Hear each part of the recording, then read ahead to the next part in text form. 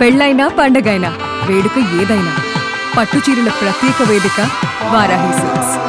తండ్రి కూతుర్ల ప్రేమానురాగాల గురించి ప్రత్యేకంగా చెప్పాల్సిన పని లేదు. కూతురు ఆనందం కోసం తండ్రి ఏం చేయడానికైనా సిద్ధపడతాడు.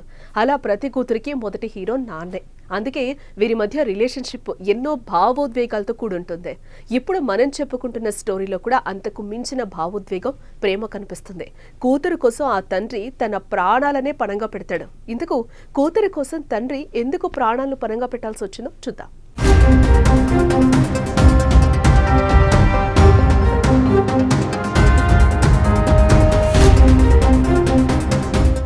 ఈజిప్ట్లోని కైరోలో ఓ ప్లాట్ఫామ్పై తండ్రి కూతురు ఎక్కడికో వెళ్లేందుకు సిద్ధంగా ఉన్నారు. అంతలో వారి వద్దకు ట్రైన్ రానే వచ్చింది. అయితే ఏమైందో ఏమో కానీ రైల్వే ప్లాట్ఫామ్ పై నుంచి పట్టాలపై ఓ అమ్మాయి పడిపోయింది.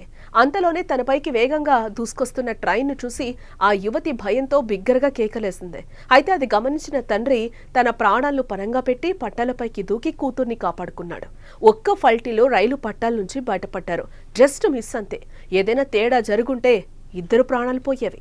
అయితే కూతుర్ని కాపాడిన తండ్రి ట్రైన్ వెళ్లేంత వరకు కూతుర్ని గట్టిగా పట్టుకుని ధైర్యం చెప్పాడు.